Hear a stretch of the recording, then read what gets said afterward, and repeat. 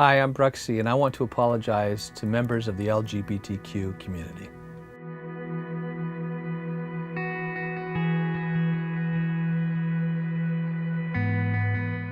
I'm apologizing as a Christian who is also a conservative Christian.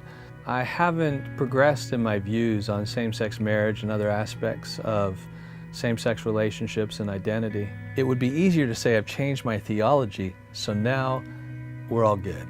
But rather, I want to say, and I want to say this not only to you, but to other conservative Christians, that just because you may disagree over theological issue does not give you the right to be a jerk. The Christian church in general, and particularly the conservative Christian church, have been absolutely asinine in the way we have approached disagreements over this topic. The queer community has, over the years, been so horribly stereotyped by conservative Christians.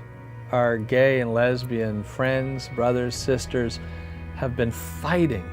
Fighting for what right? Fighting for the right to experience loyalty, covenant, other-centeredness, self-sacrificial love in marriage. Those are really Jesus qualities. So even if the people of my tribe, the conservative Christians, may disagree about the genders, can we not at the same time celebrate the fact that there is something really godly and beautiful that a community of people are having to fight for the right to achieve? The Apostle Peter says that two words should come to mind when we're talking with someone with whom we disagree, and that's gentleness and respect. Gentleness, how we approach someone, not with condemnation, but with compassion and with a sense of care. Respect turns it up a notch and says, I not only want to be involved in compassionate care and kindness in our dialogue, I want to be in a learning posture. I want to be prepared to honor and respect where you're coming from. Christians have learned, in some regards, how to embrace, as fellow Christians, those with whom we disagree. I mean, Calvin is a great scholar of the church, but he advocated that we should kill people we disagree with. We can say, Calvin was a great Christian, Calvin was our brother, Calvin was a leader in the church, and we still learn from him today. We still study his teachings. And at the same time, we can say Calvin had a terrible blind spot.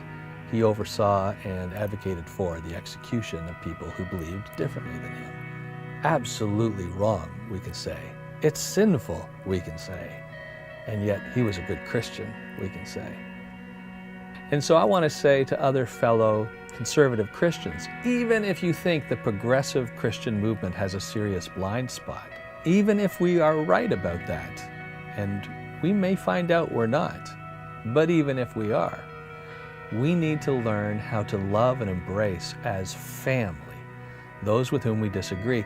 You see, one of the great hallmarks of a functional, loving family is that they are able to disagree and to argue and it not threaten their love and their security. See, a healthy family can have great discussion and great debate over the dinner table, but no one sits through dinner with the insecurity of the fear of, if I happen to lose the debate, do I get kicked out of the family after dessert? No. We are family. We have each other's back. And within the context of family, with gentleness and with respect, we challenge one another.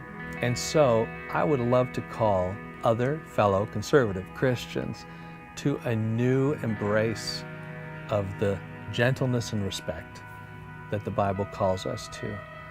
That we should learn how to love, honor, and cherish those brothers and sisters in the faith with whom we disagree.